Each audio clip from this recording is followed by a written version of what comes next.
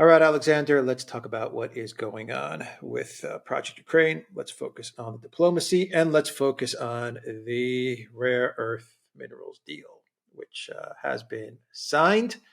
And it is not much of a rare earth minerals deal. It's more of an oil and gas deal and a weapons deal. At least that's how it looks with the reports that we're getting from Ukrainian officials and from mainstream media outlets like the Financial Times and Politico.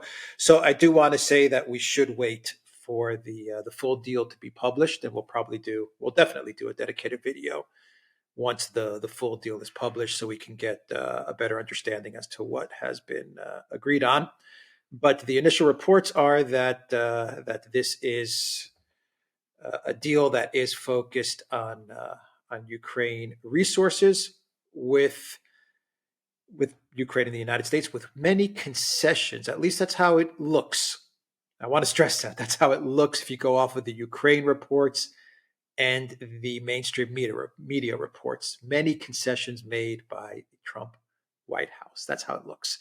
And the reports are that these concessions were made after Trump spoke with Zelensky at the Vatican, and pressure was put on Trump from European officials like Macron, and they made Trump realize that Putin, at the end of the day, was the bad guy in all of this.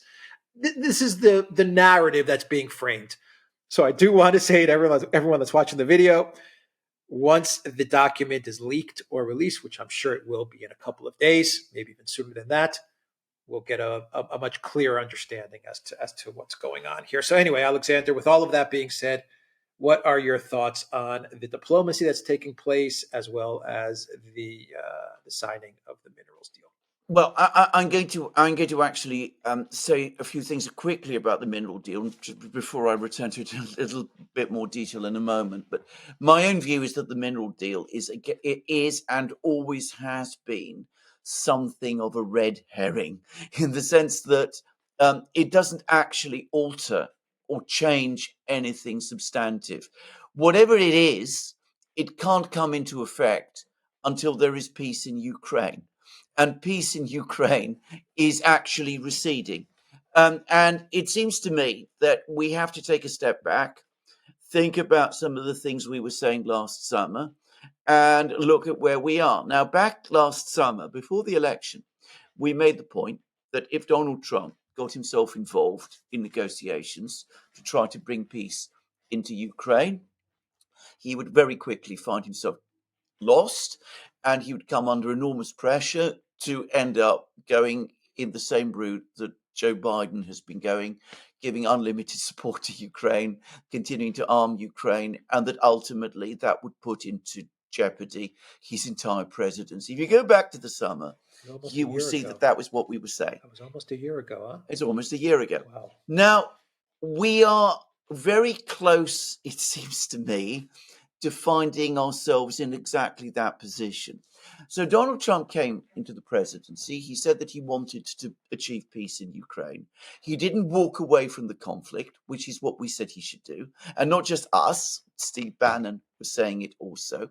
He got involved into the details of how to negotiate peace in Ukraine. And he started listening to people like Kellogg and Waltz and Rubio, and he started listening also to people like, I suspect, Scott Bessent, who was negotiating the minerals deal, all people who basically are very, very much part of the conventional thinking in Washington. And he went forward with a plan, which was the Kellogg plan, which we always said wouldn't work. And now it is absolutely clear that it won't work. So he presented the Kellogg plan, or a modified version of the Kellogg plan, to the Ukrainians and the Europeans just 10 days ago. It seems incredible to say, but he did. The time spans are so long. The Europeans and the Ukrainians rejected it outright. But nonetheless, he sent Witkoff to Moscow with this plan, and he told Witkoff, come back with a ceasefire on the present contact line. Now, the Russians have repeatedly said that they're not going to agree to a ceasefire on the present contact line, that freezes the conflict, that Russia is not interested in freezing the conflict. It wants a complete solution to this conflict. That has been the Russian position all along. It was restated decisively and clearly by Putin in his speech to the Foreign Ministry of the 14th of June 2024. And Putin explained that many times in the 3 previous meetings he'd had with Witkoff. Witkoff explained this all to Trump, told Trump that Putin is not going to buy Kellogg, Kellogg minus or Kellogg plus, Kellogg in any form. He is looking for a much more substantial settlement that you are prepared, apparently, to offer. And, well, what then happened was that Witkoff found that he was encountered pushback from Kellogg, Waltz, Besant, all of the others, and Trump went ahead with Kellogg. So Witkoff goes to Moscow, presents Putin with Kellogg minus, which is essentially a freeze of the conflict, and Putin says no. And that is where we are. Now, what is happening now is that with Putin having said no, with the entire diplomatic strategy, which Trump embraced when he basically went with Kellogg, with that entire diplomatic strategy now falling apart, he is drifting back towards the conventional position of support for Ukraine. So he's now just agreed a mineral rights deal, which is not favorable objectively to Ukraine. It gives the United States 50% profits on extracting various natural resources from Ukraine.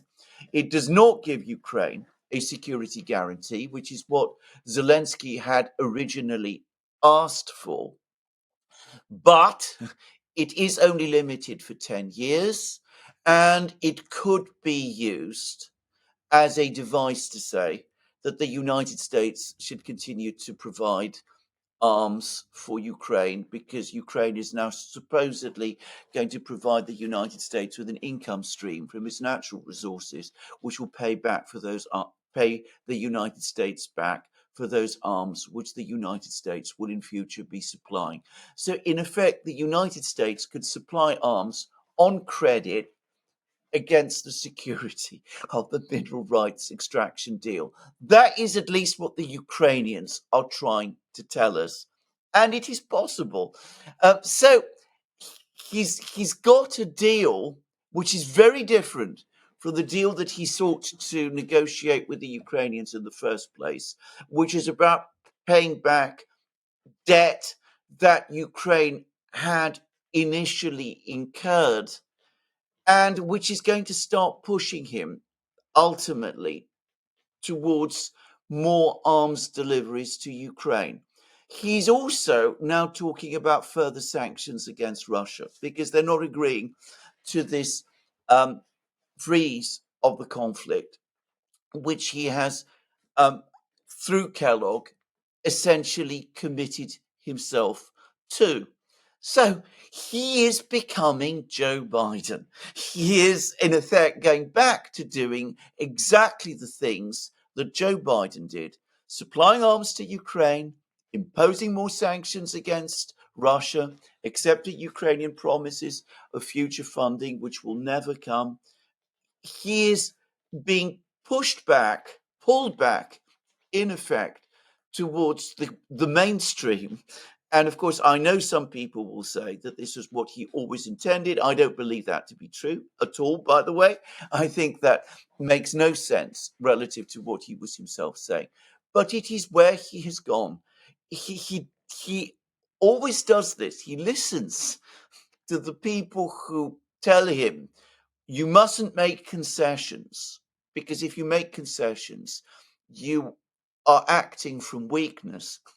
And in fact, as a result, instead of forgetting about concessions, forgetting about the whole idea of whether or not it's concessions, instead of getting the United States out of the war, which he is still promising to do, he is being dragged back into that war because, as I said, he's afraid of appearing weak to the Russians and of losing face with the security people in Washington. So it's not in one of the concessions, at least from your reading of it, is that it's not going to be a deal that's going to last in perpetuity. It's going to Exactly. be It's capped at 10 apparently years. Is that apparently it's only 10-year deal. okay? Okay, That's that's a big concession. a big concession. I Yeah. mean, it's a big concession. I mean, I mean, it's still, to be very clear, a very lopsided agreement in favor of the United States. And Zelensky didn't get the most important thing he wanted, which was a security guarantee. It doesn't apparently include any security guarantees. Just saying. But nonetheless, it is a deal which is much more favorable to Zelensky than the Yeah. deal that Trump was proposing just a few weeks ago. Much. I mean, my own personal view, by the way, I mean, I don't think he should have wasted time with mineral rights extraction deals. I don't think he should have wasted time with Kellogg. I don't think he should have done any of those things. He should have moved forward, established diplomatic relations with Russia, started maybe to relax sanctions, get the United States out of Ukraine. What he's doing instead is he's committed himself to Kellogg, which has got him bogged down in negotiations and making ceasefire proposals, which the Russians were inevitably going to refuse, and which is going to open him up to pressure to start rearming Ukraine again. And instead of getting out of Ukraine, he signed a mineral rights extraction deal, which is dragging him back into Ukraine. So it's mistaken at every conceivable level. And again, as I said, it's because Trump continues to have this habit of listening to the wrong people. Yeah, we're getting reports that that Trump is going to actually send 50 million in weapons to Ukraine. It's not, I mean, 50 million. It's a small number compared to everything that Biden sent, but it's the start. It's the start, right? exactly. So he's going to go to Congress and he's going to get an approval, which will be granted to him, to send 50 million to sell, because they're packaging it as selling. So he'll sell 50 million to Ukraine. It's going to be purchased by these schemes, these mineral oil gas schemes. That's what which Trump's will produce say, no money. I mean, that's what's absurd about this. I mean, money in the future. In the future, but which you know, will never if come. It's a 10-year, the reason I asked you if it's a 10-year cap is because, from my understanding of rare earths, not oil and gas, rare earths, is that it's going to need at a minimum 15 to 20 years to do this. Yes. If Ukraine even has any rare if they earths. even have any, most of everything is in the east anyway. But whatever they do have, in order to actually build out the infrastructure for all of this, if that's the plan, is to build the facilities for these rare earths, because the rare earths you can find, I mean, the U.S. has them, Canada has them. They're plentiful in North America. Yeah. But the trick is the facilities, the processing, the facilities. That's the trick. The infrastructure. Yes, that's what China has. Yes. That's what China has built out. If the plan is to build these facilities in Ukraine, which sounds kind of ridiculous, given that the country's at war and there's no stability in Ukraine, there probably will not be any stability for a while now. A 10-year cap makes no sense. So the only thing that I can think of is that this deal is about sending weapons to Ukraine, selling the weapons to Ukraine. Of course, money in the future, but still. Yeah, that's exactly what it looks like. I mean, it looks like a device to pretend, or at least, I mean, maybe Trump believes this at some level, that, you know, giving weapons to Ukraine on credit rather than, you know, because, I mean, this is, you know, it's about an income stream that doesn't actually exist. And of course, the other thing is he's talking about sanctions now again. I mean, he's doing exactly what Biden did. He's talking about further sanctions, banking sanctions. I don't understand the concept of banking sanctions on Russia, given that the entire financial system there is already under sanctions. Oh, it sounds good. It sounds good, exactly. Maybe, I mean, I've heard suggestions that he might sanction the Russian central bank. I'm not sure what difference that makes, actually. But anyway, I mean, given that the Russian central bank now operates inside Russia, of course, it does work through the BRICS. But then any attempt to try and pull BRIC states away from cooperation with Russia has been undermined by his tariff policy. So, I mean, none of this adds up. But the key thing to say is one way or another, he has been pulled back into the policy of supporting Ukraine. As I said, he still talks otherwise. I mean, he's still making speeches about the fact that he's looking to extricate the United States from Ukraine. He's still talking about the fact that this was Biden's war, which would never have happened if he had been president. But the reality is that he is being like a magnet pulling iron, attracting iron. He's being pulled back into the conflict in Ukraine. Whereas, as I said, he could have made a simple, clean decision back in January, said, this isn't my war. It's got nothing to do with me. This is for the Ukrainians and the Europeans to sort out. We've got far too other important things to concern ourselves with. And they could, but he's not. He didn't do that. We were the first to say that. We were the first channel to say it. Absolutely. A year ago, we said it. Exactly. Many people have said it afterwards, but I mean, okay. Yeah. I mean, exactly. He didn't do it. He didn't do it. He wanted to believe that he could find some kind of agreement with the Russians, and he was persuaded by Kellogg that it would be an easy thing to do, and of course it wasn't. And perhaps what's really most disappointing in all of this is that his own envoy Witkoff, who met with Putin, has met 4 times with Putin now, warned him that it wouldn't work, but he's still stuck with it. So it's you can't help someone who continues to listen to prefer bad advice over good.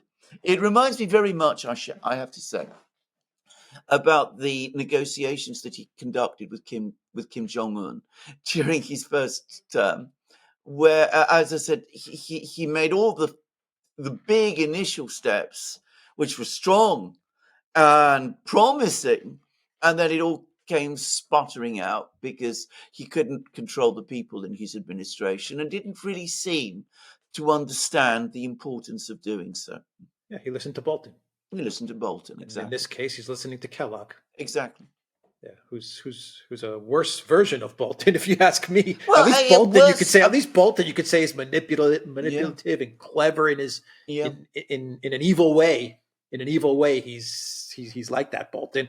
But I mean, Kellogg. I mean, you listen to what Kellogg says, and I mean, it's easy to see that this guy knows nothing about anything. No. I mean, he was on Fox News the other day, Alexander, and he was saying that that Ukraine has agreed to a ceasefire. Now Russia needs to agree to a ceasefire, and Ukraine will agree to the 4 territories, not de jure, de facto, as being controlled by Russia, but on the line. He kept on saying on the line, which is basically saying a freeze. He's saying that Ukraine will agree to an unconditional ceasefire freeze. That's what Kellogg was saying. Which the Russians have always rejected 1,000 times. Exactly. I mean, if he seems to, again, Kellogg, like the neocons generally, and I think ultimately like Trump, continue in their belief that they can somehow bend Russia to their will. Now, Biden didn't do it in 3 years. Obama before that didn't do it. Why does Trump continue to think that something which has proved repeatedly impossible can now be done? I mean, I don't know. But anyway, that's where he's, as I said, been pulled back to. Now, I should say... Just answer that question real quick, Alexander, your thoughts. Maybe because Putin leads him to believe that, or at least because Putin treats him with respect. He treats Putin with respect. Maybe Trump believes that he can bend Putin. Well, who knows? Putin does treat him with respect. But as I understand it, in the meetings with Witkoff, Putin has been absolutely forthright and clear. And in the two conversations that Trump and Putin have had with each other, Putin has again also been absolutely clear. So I think the problem is not so much that Putin isn't being clear, it's that the people that Trump always goes back to in the United States, he always has this idea that it's the security people, these sort of people who really understand these problems in some way. If you combine that with his own negotiating skills, that will somehow deliver a solution.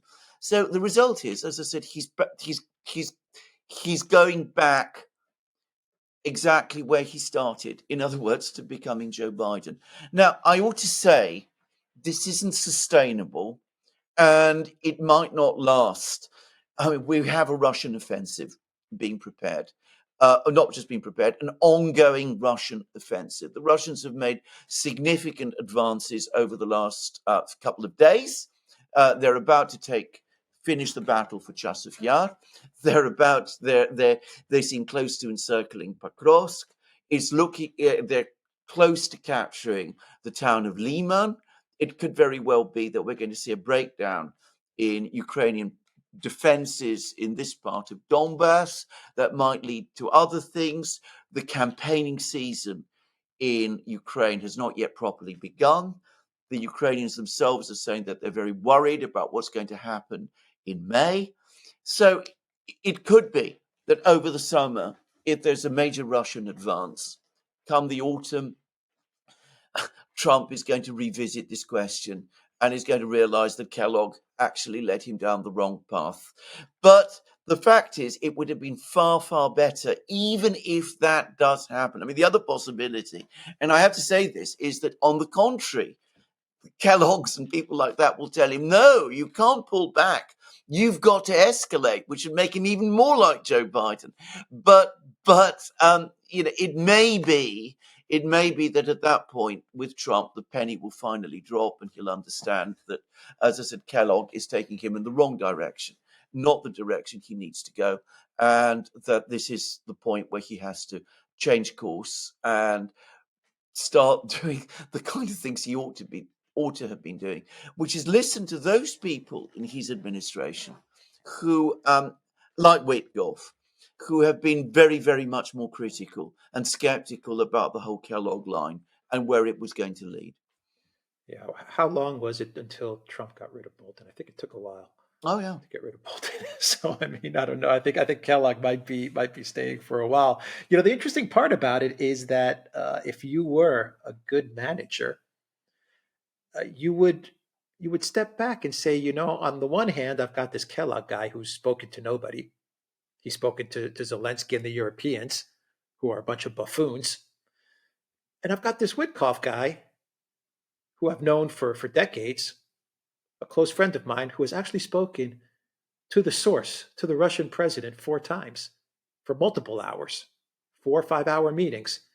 Who should I go with? I mean, it's kind of a no-brainer, isn't it? But he went with Kellogg, man. well, At least that's how it looks. Yeah. It's yeah.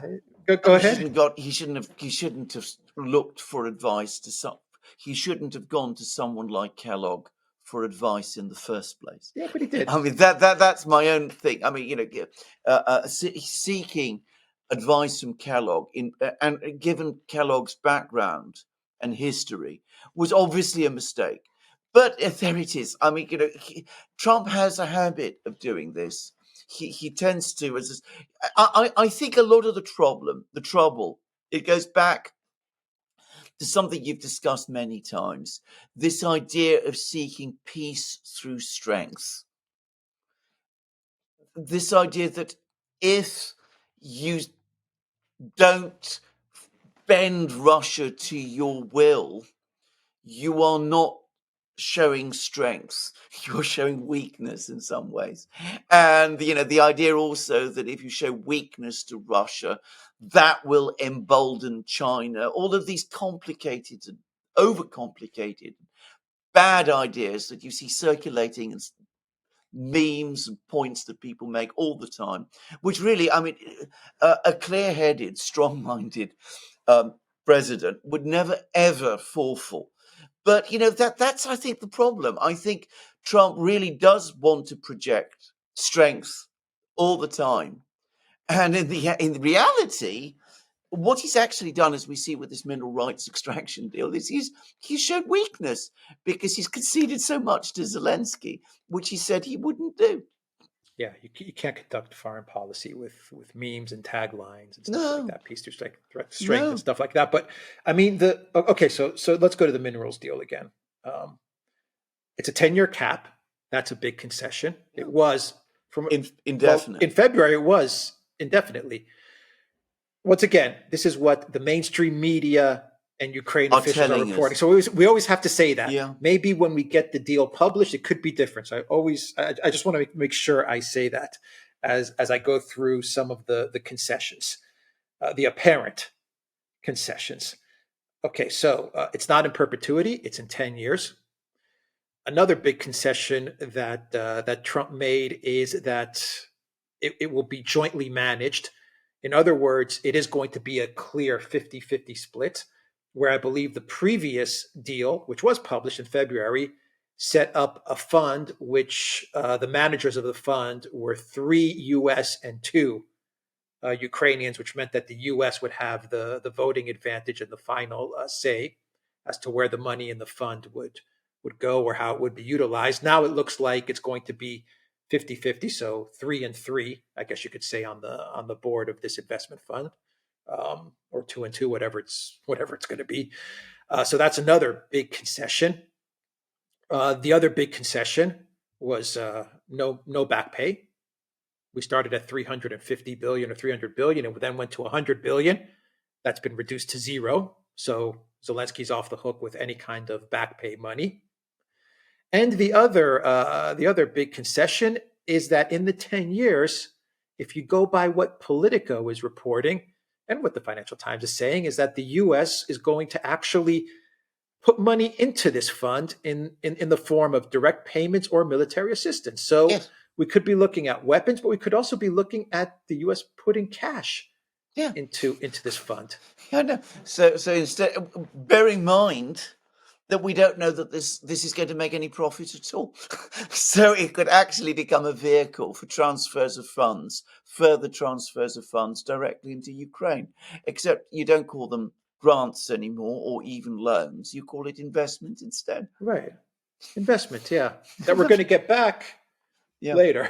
Yeah, on credit. Get back later. Yeah, later when through business that we're going to do in 10 years. 10 years time, exactly 10 years or 50 years, because I mean, so in every respect, this is a very bad deal. And again, when you look at the people that Trump appointed to negotiate this, Scott Bessent, to be precise, Scott Bessent is exactly the kind of person who you would expect to come up with a deal of this kind, because Scott Bessent is deeply anti-Russian, apparently, and very anti-Chinese too, apparently also, and is going to be sympathetic to Ukraine and willing to listen to what the Europeans want. Yeah, well, Scott Bessent, in his message, he said that this deal, what it does is that it shows that the Trump administration is committed to Ukraine's sovereignty, and that kind of gives you a hint as to how he was looking at this. Exactly. So, again, I don't think he should have gone with this mineral rights extraction deal. The point about it is, as I said, it's pulling him back and the United States back into Ukraine, where he himself says, Trump himself repeatedly says, that he wants to get the United States out. He was talking about this just, I think, yesterday. So what happens when Russia says no again for the 1,000th time to the ceasefire, to the Kellogg ceasefire? Now that Trump has this minerals deal, and he can market it and package it to the American people as a win, even though it's clearly not a win, if this is indeed the deal. What happens next? Because Russia's going to say no to the ceasefire. At least that's how it looks. They're going to say no, right? And we're not no unconditional ceasefire. That's the other thing that frustrates me, Alexander, is the media. They make it out as if Russia's terms, the 4 territories in their entirety and all of these things, are brand new. Putin just came up with this. when they've been around for these terms have been around in the public domain for almost a year. Yeah. For Yes. almost a year they've been Yes. around, Yes. but no one wanted to talk about him in the Yes. media. Now all of a sudden they're saying, well, Putin all of a sudden woke up and he said that he wants all of Kherson. No, he said that back in June 2024. So what happens when Russia says politely, diplomatically to Trump, no unconditional ceasefire? No. What happens? Well, the first thing is sanctions. I mean, I think that is probably now where we're heading. I mean, Trump is increasingly talking about sanctions. Zelensky says that the Ukraine and the United States are working together on deciding what further points of pressure to put on in Even with order to bring. tariff war with China, even? Well, I know. I mean, it sounds absurd, but anyway, that will be the first step. Then, when that doesn't work, that's when the pressure for the arms supplies will really begin. I mean, that this is as it's if you don't if you don't get out of this, you will always slide back.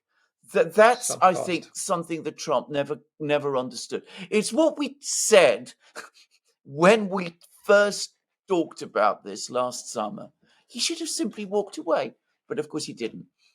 Yeah, and now it looks like we're getting into the sunk cost fallacy all over All again. over again. It looked like Exactly. he was getting out of it. Now it looks like he's being dragged. Okay, is there something that Trump is doing? Is there some sort of angle that he has in order to avoid all of this? Is there some sort of deal that he's working with Putin in the background? I mean, is all of this a distraction? So, I don't know. I mean, is there anything like that going on, or is this really what we're getting? No, I don't think there is actually. I think there's been lots of hints and suggestions and rumors that there's been all kinds of agreements between the Russians and the Americans, and that there's some kind of deals on the table That's and why I'm things of that asking you kind. that. I've I seen many rumors and reports saying that yes, there's some yes.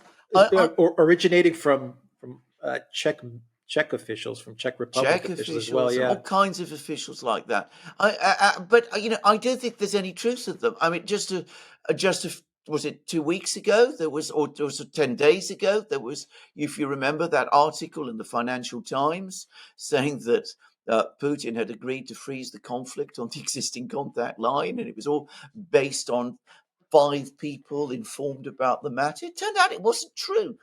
So, I don't see anything like this. Um, Judging from by what the Russians are saying, their position remains what it always was, as it was entirely predictable that it would. So, I mean, there's lots of talk and chatter, behind the scenes that something is in the works, but I don't see any real sign that anything is in the works. I get the sense that Trump at the moment is out of ideas, if I have to be honest. I think he thought that Kellogg would be straightforward, that the plan would be straightforward, that Putin would immediately accept it, that Putin was desperate to get into um, America's good graces, to escape the shadow of China, and that his economy was really indeed on the ropes, just as Trump thought, Trump has written in many places, and that they're suffering these catastrophic losses and all of those things. I don't think it's ever really occurred to him that none of that is true. And I think he's now baffled and frustrated and perhaps even a bit angry that it's not turned out that way. And the result is, as I said, that he's now thinks that by backing Zelensky and putting the squeeze, he's going to finally force the Russians to the table. As I said, I think that we have to get through this and wait until the autumn when it's clear that isn't going to happen. And that's perhaps when negotiations will resume. I should say we have been here before. Um, I bring this up all the time, and I know this can perhaps sound like going over the same thing again and again, but it's exactly what happened with Nixon and Kissinger and the Vietnam negotiations. I mean, they were constantly trying to put pressure points, as they thought, on North Vietnam, and to try to get North Vietnam to make concessions, and gradually, ever so slowly, but it took them years to get there. they finally realized that that wasn't going to work. And then when they finally made the agreement with North Vietnam, it was basically on North Vietnamese terms. So it took them a long time to get there. And there was increasing arms supplies to South Vietnam. They were increasing financial pressure on financial support for South Vietnam. They were going to China. There's just Nixon going to China, Kissinger going to Moscow, trying to get the Russians and the Chinese to put pressure on North Vietnam. And then eventually, finally, they understood that the only way that they could get the United States out was, in fact, by doing the deal, which had been on the table with North Vietnam all along.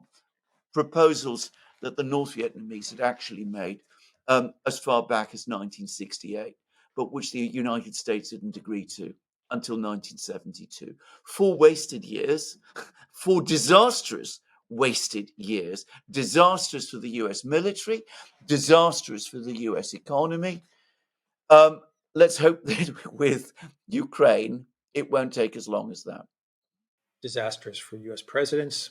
Yeah, exactly. Is Trump's presidency coming to to an end because he's been bogged down in Ukraine now? Well, quite possibly. I mean, wasn't it Steve Bannon who said to him that who warned him that if he didn't get out of Ukraine fast, it would become his war, just as Vietnam became Nixon's war.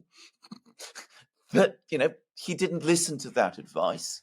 He thought it would be straightforward and easy. He assumed that he'd get a deal within the first 100 days. The first 100 days have gone.